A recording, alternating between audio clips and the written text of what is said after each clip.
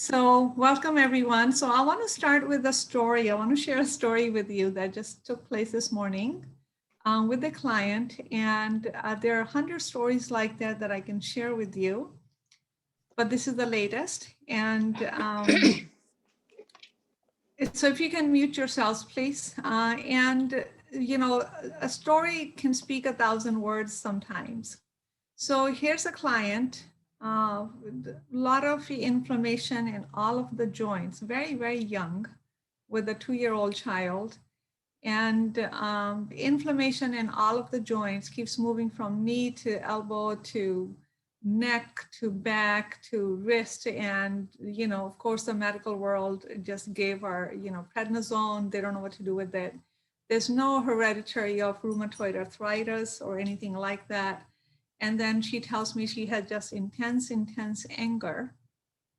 And so here's the story. So the intense anger is towards her mother, feels the mother was a narcissist, and mother criticized, told her that she was just that the daughter was bad.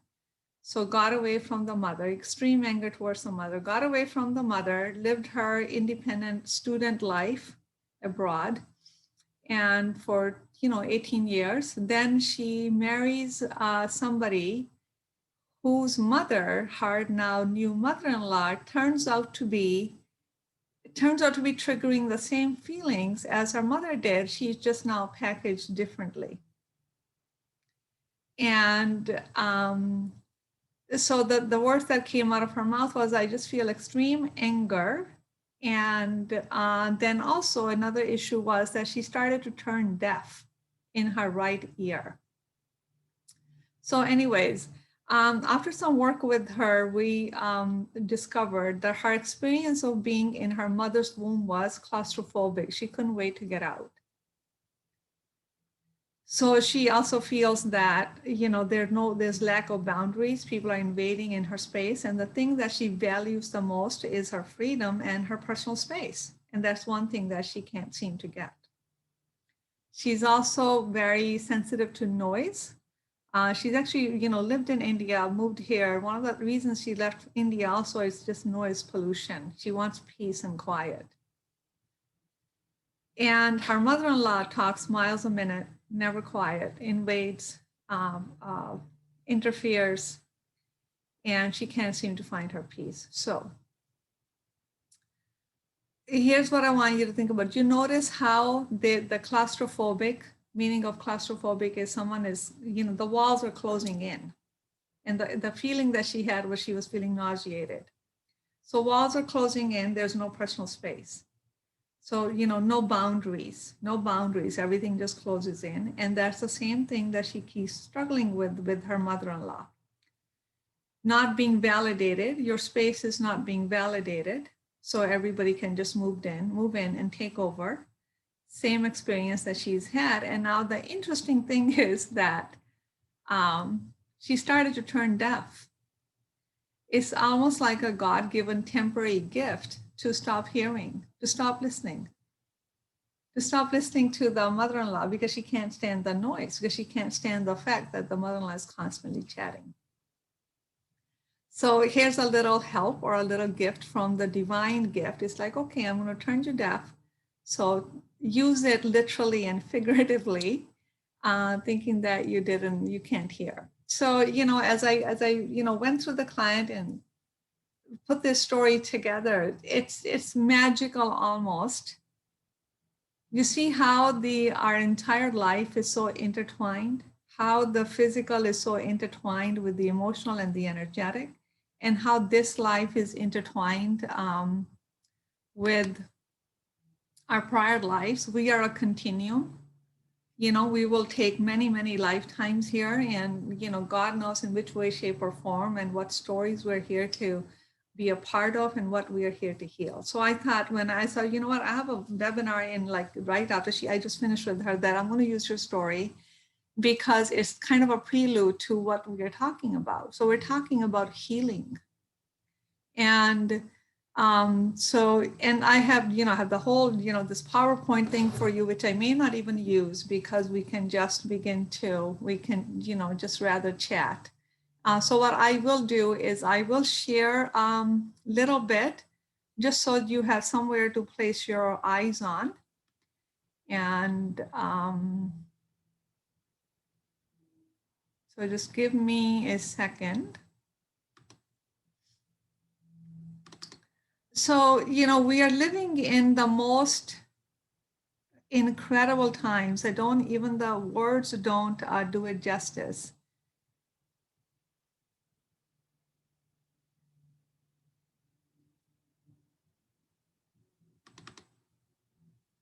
So this may not be actually, this is not it. So we're living in these incredible times where so much has come to surface. And hold on one second.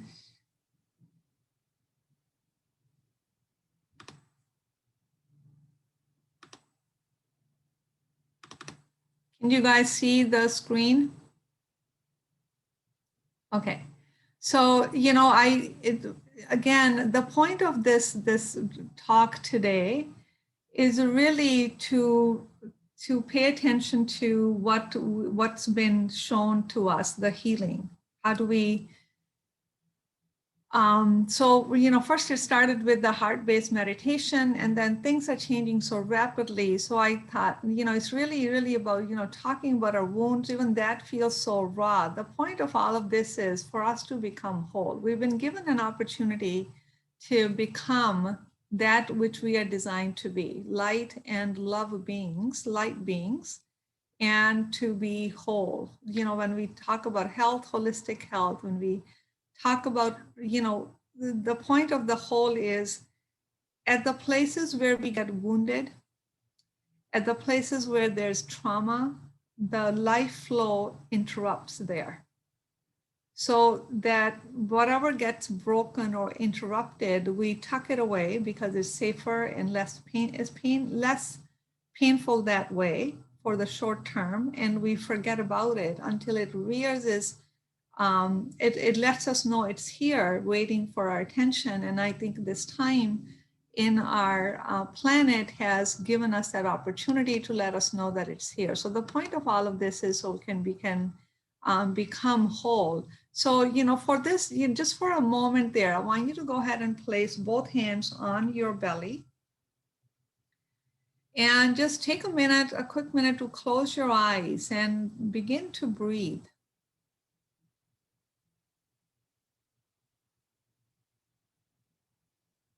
So you're going to direct the breath to your belly. Let the belly expand as you inhale. And as you exhale, allow the belly to pull back into the center. So really belly breath. With each inhale, expand the belly as much as you can. Some of you may even notice some soreness in the belly. That's because a lot of energetics are stuck in the belly. We experience everything at the navel. So when you're breathing, you're dispersing that energy, and the feeling of, feeling a little sore is releasing that. Okay, it's releasing that stuck energy. So you clear the energetic space at the navel point. And now just gently slide one hand over to your heart. So you're breathing simultaneously in your belly and your heart. So really get settled in a place of being in the belly, then move the other hand to the heart so you can really tune into the heart as well. Take a few deep breaths here. Imagine the heart is expanding, and whatever may be stuck there on the surface, at least you can begin to move that.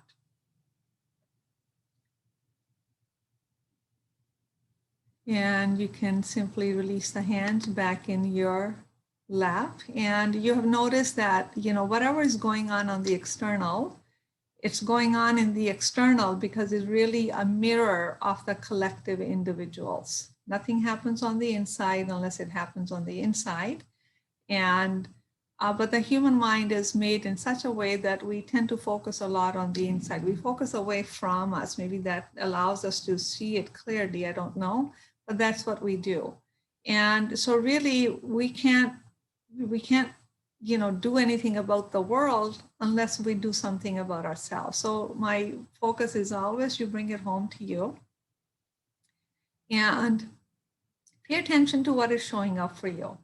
And again, all kinds of things are showing up for people. Fear is fear, anxiety, uncertainty, anger, and confusion. We are in an unfamiliar territory. We don't know how to be. It's like the rug has been pulled from underneath us. But I think also it's been going on for long enough that we have figured out our own ways to deal with it.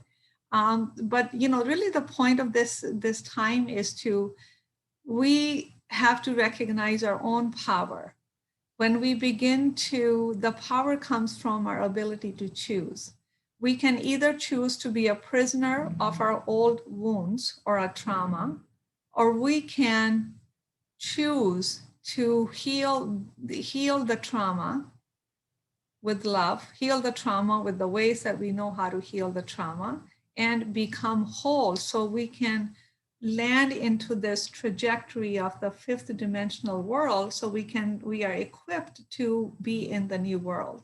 So we all want the new world, but we are waiting for somebody to create it. We think the new world is happening independent of us, and we're just going to slide in it. We are giving birth, we are birthing collectively that new world. That's where everybody's individual work is so important. I can't stress upon that enough. Each person who evolves, each person who catches that spark of the higher consciousness is needed and is priceless and is valued in this collective shift. So we each have to take our responsibility. So, and even if the irony of that is that when we change, the world will change, because we view the world through the mirror of our own beliefs, our own mindsets. We see what we want to see because there's plenty to see. And we all know how we got here. We've lived in a time which was heavily in the mental ego flow. And we even, we fragmented our lives. This is my work life. This is my family life. This is my social life. There's a lot of confusion. So whatever felt good, we repeated. Whatever didn't feel good, we put it kind of in a little compartment and tucked it away, and, got used to all kinds of distractions. Whether it's socialization, whether it is, substance abuse or alcohol or food or sex or whatever it may be, or screen time. And that's how we have coped with it. And,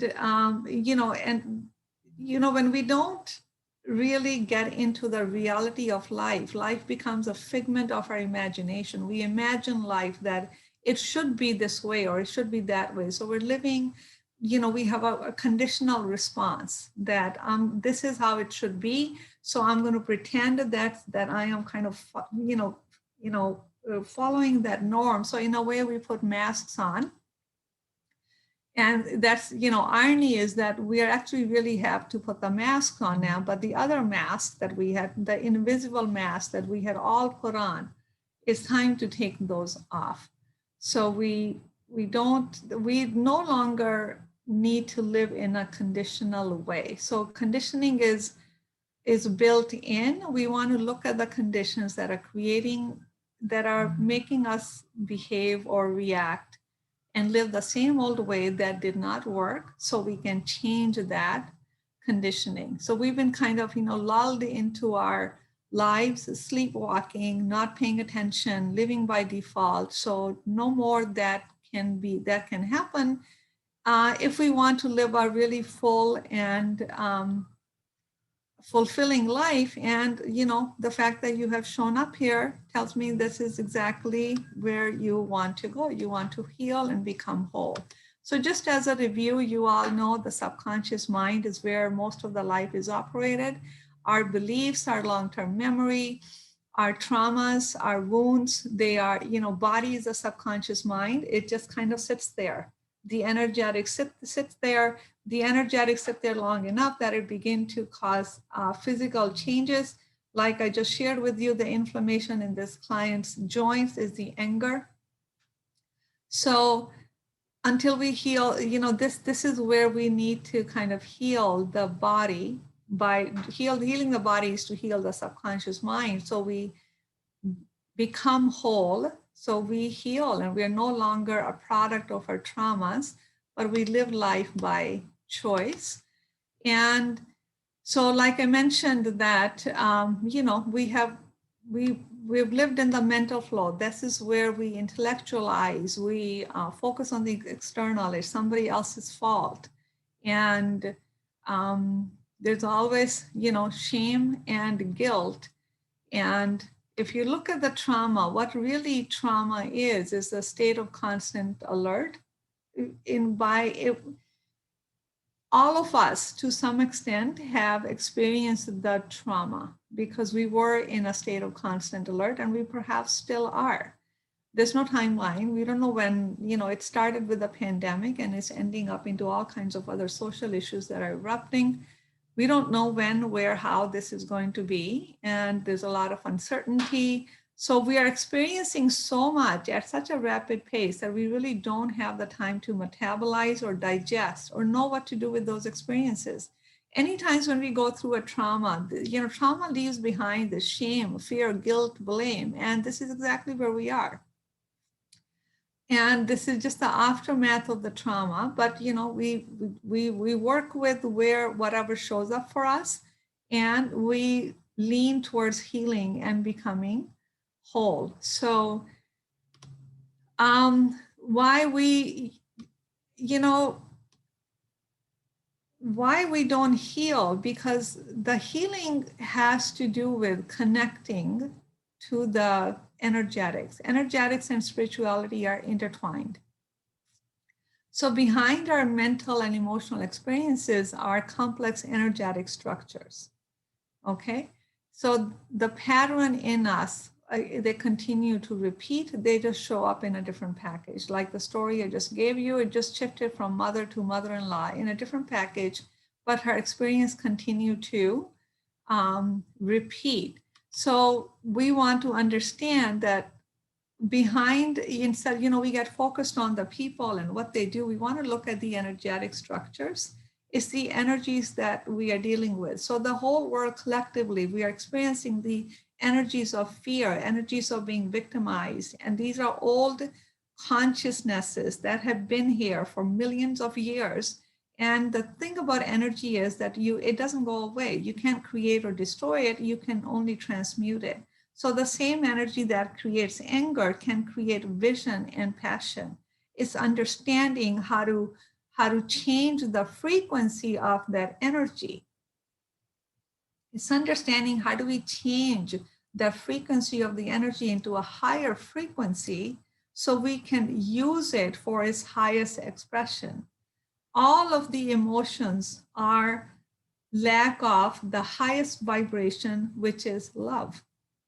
So when we look at fear, fear by itself is not a thing. It's lack of love. So we can't keep on beating up fear over the head, because we will magnify it. We will give it so much focus that we will magnify it. And that's really exactly how the fear is spreading faster than the virus, because fear, and also you have to understand the negative and the dark energies, they're very seductive. Their seductive power comes from the feeling of familiarity. We know how to be in fear. We know how to be in the darker energies. We know how to keep talking about it, keep churning the same energies in our psyche, and we keep recreating. So there's seductive power in the darkness that it's looking to hook on to something. And just a little gap in our psyche, we get hooked on, and before we know it, we are into that familiar cycle that continues to repeat, and we're like, nothing is changing. I'm doing all the work. It keeps happening. I keep feeling that. It's because we have to become really conscious and aware of the subtleties of life that is taking place. It's not just the physicality, what we see. We have to get familiar with that which we do not see and connected with the subtle energies and the subtle part of ourselves. That's exactly what moving into fifth dimension is all about. It's about, we all are intuitive. It's that we will be able to, the veil between The physical and the non-physical is becoming thinner and thinner. Why? So we can access the non-physical, because the non-physical is where the intelligence resides. It's non-physical is where the changes come from. They come from the non-physical into the physical, but we've been, we just harp on the physical, we never get anywhere, but we don't really look at the non-physical. So that's what this shift is about, for us to understand the subtle parts of our being and tap into it and understanding and wake up to the fact that everything is energy. We're swimming in this ocean of energy. We are affected. So when we are understanding that everything is energy, we're affected by everyone else's energies. All of a sudden you wake up in the morning, you feel so angry and you're like, where the heck did that come from? Because you're not isolated. You're not like a little eggshell isolated from other humans. Energy in the energetic pool, we're all connected. We're picking up on each other's energy. You see, that's why there's a reason that we must understand that we affect change. That's why we must, vibrate at a higher frequency, because it will affect that higher frequencies to be vibrated, next to us.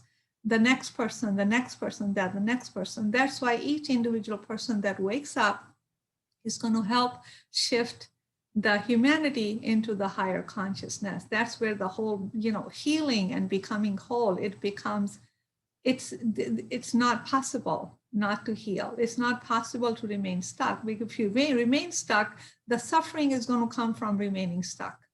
The suffering is not going to come from when we choose to heal. We exercise our power to choose to heal and step up and rise up to the new dawn that is, that's being birthed. And we are part of that energy. We are part of the collective, which is helping this new earth take place.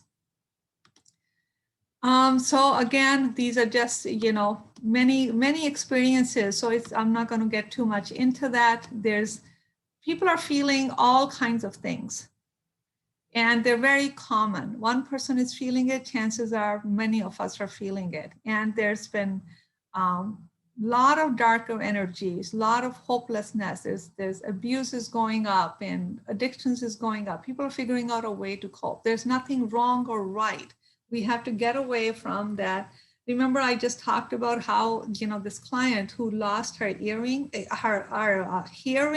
on one ear actually was a blessing. So she could cope with the current circumstances. And then it's a temporary, divine intervention or a gift. So remember, nothing is good or bad. Nothing, absolutely. We have to get out of that conditioned response of saying something is bad, something is good, because that keeps us limited. As long as we are judging the external, remember, all judgment is self-judgment. That means there's a part of us that we are judging. As long as we continue to judge a part of us as wrong or bad, what we are becoming is defragmented. We are becoming fragmented. We are pushing that part away, because that part that's bad, we don't want anything to do with it. So when you feel fragmented, no amount of work, no amount of medications, no amount of anything is going to make you feel whole. You're going to feel out of sorts. So we have to embrace all of us, the whole of us. And that's what this work is. That's what this time is about. That's what the healing is about. So it's really about, changing. Again, let your experiences teach you. That's the biggest teacher. Tune into what it is that you're feeling. And trust that that you are able to discern, that you're able to know your own experiences, and change your mind on how you think about something. Either same thing that's an obstacle can be a blessing, and it is a blessing for many. Okay.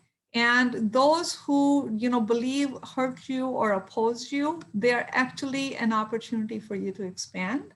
And the purpose of this time, the purpose of whole of human life is to really to heal. It's just that this time has particularly kind of hit us over the head and given us this opportunity. Is highlighted.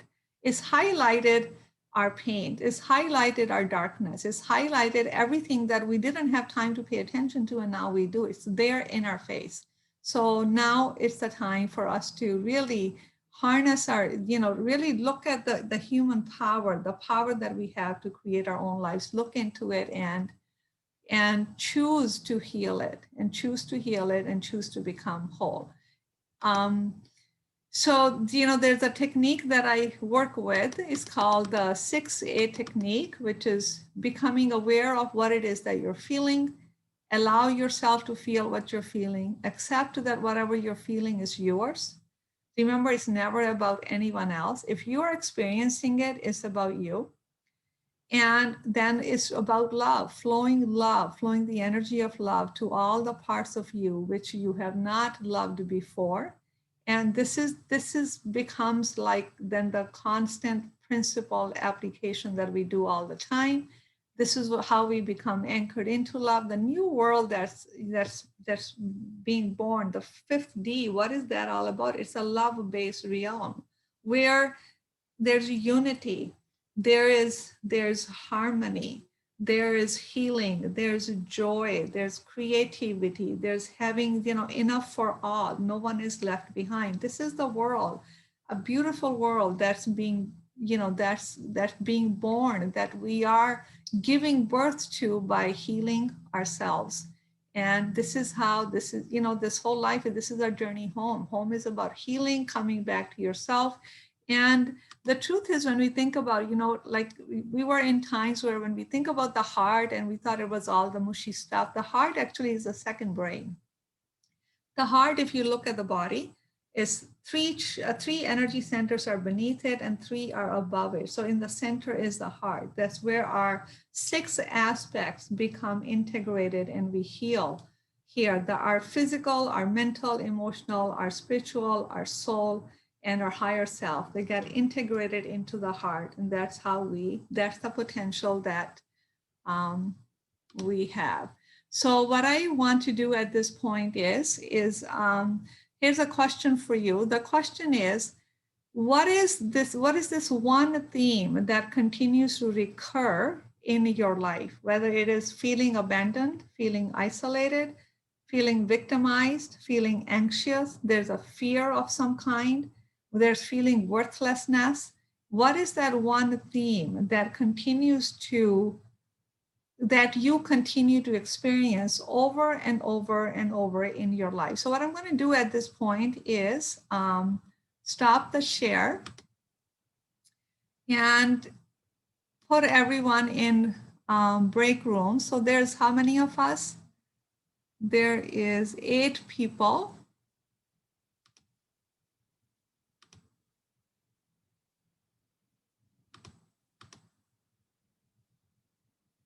So you're going to all go into a room with another person where you can ponder that question. You have about 5, like maybe less, about close to 10 minutes, and then I'll pull you back out. And I will be in one of the room with one of you guys, okay?